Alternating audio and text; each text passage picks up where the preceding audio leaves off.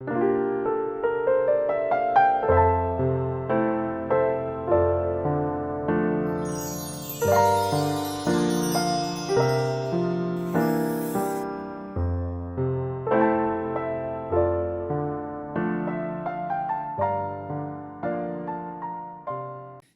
32편 1절에서 11절 말씀을 교독합니다. 허물의 사함을 받고 자신의 죄가 가려진 자는 복이 있도다. 마음에 간사함이 없고 여호와께 정죄를 당하지 아니하는 자는 복이 있도다. 내가 입을 열지 아니할 때에 종이 신음함으로 내 뼈가 쇠하였도다. 주의 손이 주야로 나를 두르시오니 내 진액이 빠져서 여름 가뭄의 마름같이 되었나이다. 내가 이르기를 내 허물을 여호와께 자복하리라 하고 주께 내 죄를 아뢰고 내 죄악을 숨기지 아니하였더니 곧 주께서 내 죄악을 사하셨나이다. 셀라. 이로 말미암아 모든 경건한 자는 주를 만날 기회를 얻어서 주께 기도할지라. 진실로 홍수가 범람할지라도 그에게 미치지 못하리이다. 주는 나의 은신처이오니 환난에서 나를 보호하시고 구원의 노래로 나를 두르시리이다. 셀라.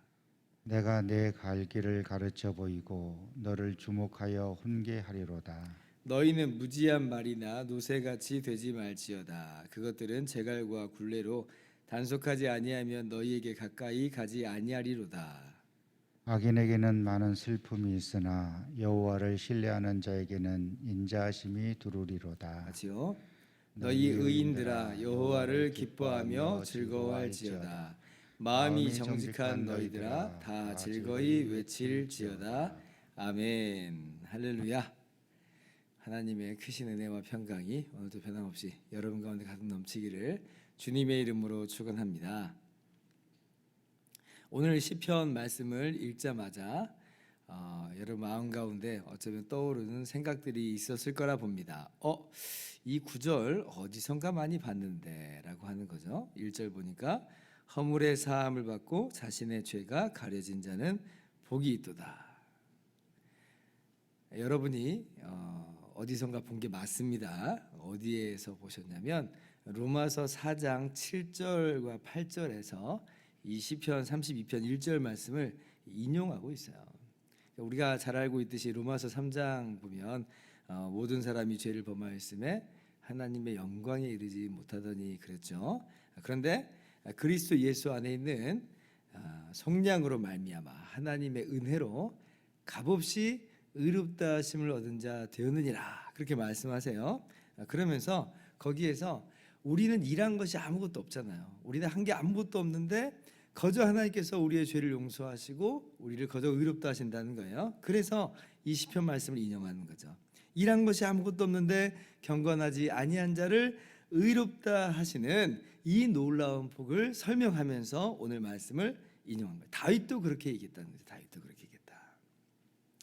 그래서 오늘 말씀은 지금 뭐 이렇게 죄가 한 개도 원래부터 한 개도 없는 그런 의인을 향해서 지금 하는 이야기들이 아닙니다.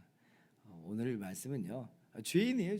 죄인이지만 용서함 받은 의인, 죄인이지만 용서함 받은 그 복된 사람에 대해서 이야기하고 있어요. 그래서 2절도 마음에 간사함이 없고 여호와께 정죄를 당하지 아니하는 자라고 하는 것이 그럼 이 사람은 정말 죄를 한 개도 저지르지 않은 사람인가 보다라고 생각하기 쉬운데 그게 아니라 1절 말씀에 나온 그 사람 그대로인 거예요.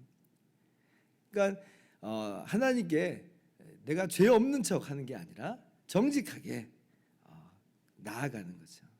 그래서 하나님께 자신의 죄를 고백하고 용서함을 받은 그 사람을 지금 복 있는 사람이다. 1절과 2절에서 그렇게 이야기를 하고 있습니다. 그럼 회개하지 않을 때는 어떤가 할 때 3절 보니까 내가 입을 열지 아니할 때에는 신음한다 그러죠. 신음한다. 그러니까 그 죄로 말미암아 양심이 괴로운 거예요. 내 뼈가 쇠하였도다. 얼마나 이제 그 죄로 말미암는 그 심적인 고통이 큰지에 대해서 지금 이야기를 하고 있죠. 우리가 이 죄로 말미암는 그 심적인 고통이 얼마나 그 사람의 인생을 짓누르는지에 대해서 얼마 전에 함께 나눴던 창세기에서도 볼 수 있었는데 거기 보면 요셉을 죽이려고 했던 미워해서 죽이려고 했던 형들이 있잖아요. 근데 이제 요셉을 애굽에 팔았어요. 근데 그 죄가 그들의 마음에 얼마나 무거운 짐으로 작동하고 있었는지 20년 뒤가 되었을 때에 그 애굽에 곡식을 사러 갔을 때, 근데 이제 그 애굽의 총리로 요셉이 딱 앉아 있는데 그걸 모르잖아요. 형들이 몰라요. 그래서 요셉이 그 형들에게 자신의 정체를 드러내지 않고 정탐꾼들이라라고 하면서 감옥에 다 이제 가둔다. 그러니까 형들이 대번에 하는 말이 뭐예요? 아니 이렇게 억울한 일이 어디 있나라고 하면서 울분을 토해내면서 그 자리에서 막 그렇게 하는 게 아니고 오히려 대본에 그들 마음 가운데 떠오른 딱 생각은 뭐냐면 요셉 이야기, 20년 전에 자기들이 팔아버린 그 요셉 이야기가 딱 떠오른 거예요. 그러므로 우리가 그 핏값을 내게 되었도다. 이 말은 이제 그들이 20년 전에 지었던 죄가 계속 그들 마음 가운데 무거운 짐으로서 얹어져 있다는 거죠. 오늘 말씀이 이야기하는 바예요. 진액이 다 빠져나가 버릴 정도로 죄를 고백하지 않고 그 죄를 가지고 있을 때는 그 죄가 그 인생을 그렇게 누른다라고 하는 것입니다. 그래서 오늘 시편 기자인 다윗이 5절에 마침내 하나님께 자복하죠. 자복하고 하나님께 회개합니다. 그런데 하나님께서 어떻게 하세요? 죄를 자복하는 그 사람에게 너가 뭐 이렇게 자복해봤자 이거 아무런 소용이 없는 거야 라고 말씀하시는 게 아니라 오히려 주께서 내 죄악을 사하셨나이다.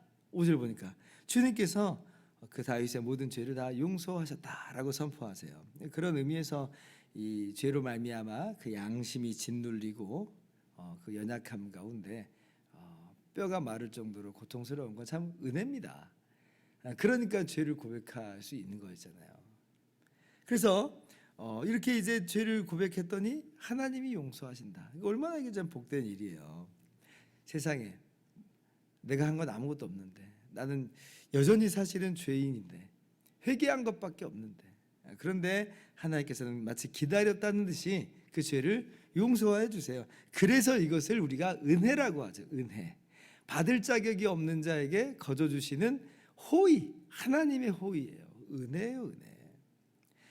그런데 이제 우리가 이제 로마서에서 볼 때는 한 가지를 우리에게 더 명백하게 알려주죠. 이 시편, 오늘 시편 말씀에서는 구약이니까 이것이 명백하게 드러나 보이진 않지만 신약에서 이 말씀을 우리 가운데 인용하면서 명백한 진리를 하나 더 이야기해요. 그게 뭐냐면 회개해서 용서해 주는 건 맞아요. 분명히 맞습니다. 그런데 우리 편에서는 진짜 아무것도 한 것도 없어요. 우리 편에서는 그냥 회개한 것뿐이에요. 우리가 대가를 치른 건 없어요. 그런데 로마서에서 분명하게 이야기하는 바는 뭐예요? 대가를 치르신 분이 있죠. 예수님께서 대신 대가를 치러 주신 거예요. 우리를 대신해서 십자가에서 피 흘려 죽으심으로 그러한 예수님의 송양으로 말미암아 값없이 죄 용서받고 값없이 의롭다 하심을 얻게 되었다. 그것이 이제 로마서의 이야기죠. 그러니까 이게 참 얼마나 은혜예요.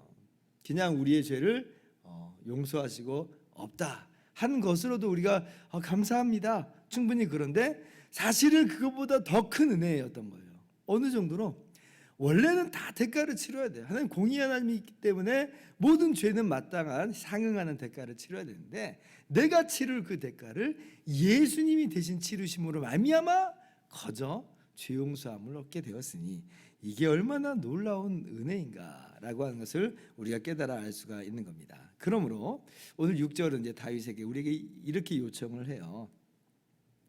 이로 말미암아 모든 경건한 자는 주를 만날 기회를 얻어서 주께 기도할지라 진실로 홍수가 범람할지라도 그에게 미치지 못하리이다. 그러니까 우리에게 요청하고 있어요. 뭘 요청해요? 하나님께 기도하라. 하나님께 기도하라. 이 말은 다름 아니라 회개하라 이런 말이겠죠. 자기의 경험을 그대로 나누는 거예요. 내가 이런 복을 받았다. 내가 이런 복을 받았다라고 말하면서 모든 경건한 자에게 너희들도 함께 이렇게 하나님께 하나님께 회개하면서 나아갈 때 내가 받은 그 복을 너희도 받을 것이다. 라고 하면서 자신이 얻게 된 이 은혜에 대한 감격과 이 기쁨을 나누고 있는 거예요. 그래서 여기에 이 경건한 자들도 뭐 죄가 없는 사람들 이런 사람들 말하는 게 아니에요. 죄를 깨닫는 사람들, 하나님을 두려워하는 사람들, 스스로 죄 없다 하지 않는 사람들, 자기의 죄를 하나님 앞에 숨기지 않는 사람들, 하나님 앞에 그 정직한 그러한 모습으로 서려고 하는 사람들, 그런 우리들에게 회개하라는 거죠. 회개하라. 그럼 하나님께서 용서하신다 하는 거예요. 홍수가 범람하지 못한다. 미치지 못한다.